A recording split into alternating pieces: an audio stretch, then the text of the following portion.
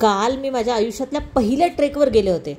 खूप वेळा विचार करायचे की जाऊ जाऊ, पण असा योग वयाच्या 33व्या वर्षी आला. योगायोगाने एक ग्रुप चालला होता, लगेच बुकिंग केलं.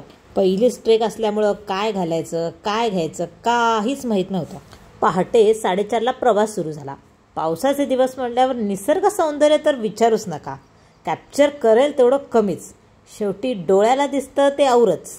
बरेचसे डोंगर, जंगल, नद्या पार करत करत शेवटी आम्ही आमच्या डेस्टिनेशनला पोहोचलो. गडाच्या पायथ्याशी एक छोटीशी वस्ती होती. तिथल्याच एका घरात आमची जेवणाची, नाश्त्याची, बाकी सगळ्याची सोय केली होती.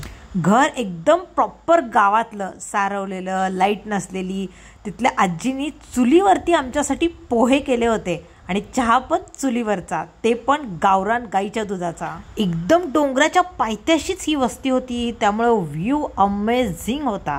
मस्त पोट भरून पोहे खाल्ले, चहा पिला आणि आम्ही निघालो आमच्या प्रवासाला. सुरुवात ही अशी झाली. मला वाटलं हे काय असंच मस्त जंगलातनं निवांत रमत गमत जायचं चालत चालत. सुरुवातीला मस्त एनर्जी होती. मध्ये मध्ये झरे लागत होते, चारी साईडला ग्रीनरी, रिमझिम पाऊस आणि मध्ये मध्ये मंदिरं. मग हळूहळू पाऊस वाढायला लागला, घनदाट जंगल आणि निसरडे रस्ते. तेव्हा कळालं ही काही सोपी ट्रेक नाहीये. हळूहळू पाऊस वाढायला लागला, वॉटरफॉल सुरू झाले. पाऊस इतका वाढला की आता मोबाईल आत ठेवायची वेळ आली. प्रत्येक डोंगर झाल्यानंतर मध्ये मध्ये थोडासा स्टॉप होता. तिथे आम्ही मस्त फोटो सेशन करायचो.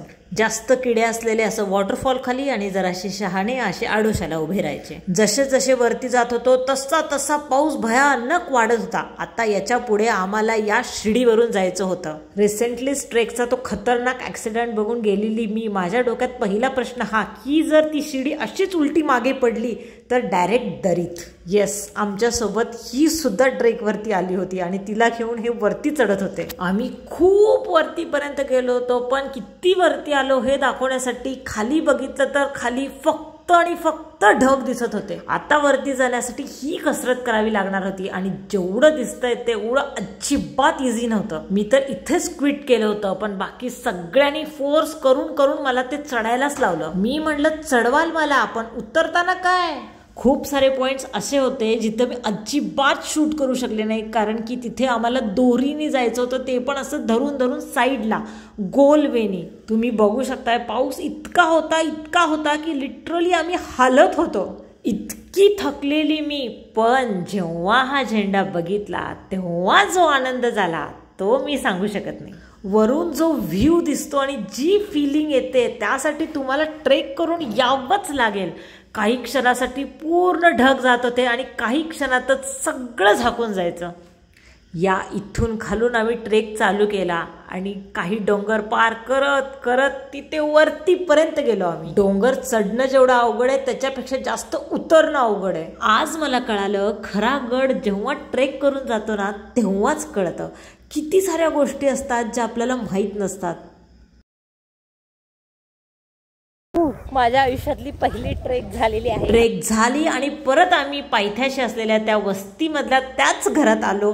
मस्तपैकी कपडे चेंज केले आणि आता जेवणाची वाट बघत होतो. व्हेजवाल्यांसाठी मस्त लोणचं, ठेचा, भाकरी, मटकी, पिठलं होतं, तर आमच्यासाठी मस्त चिकन भाकरी, गावरान चिकन, हा ते पण चुलीवरचं आणि अनलिमिटेड. ट्रेक करून जाम भूक लागलेली, मस्त ताव मारला आणि वॉक करायला बाहेर पडले.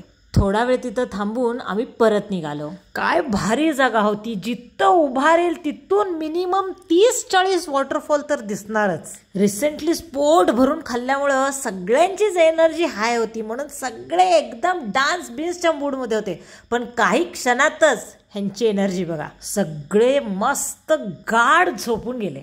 आणि अशा पद्धतीनं माझ्या आयुष्यातला हा पहिला ट्रेक खूप मस्त आणि मेमोरेबल झाला. आणि त्यासाठी मी थँक्स म्हणेल राही ग्रुपला. त्यांनी माझ्यासारख्या बिगनरला समजून घेतलं आणि दिला हा सुखद एक्सपिरियन्स.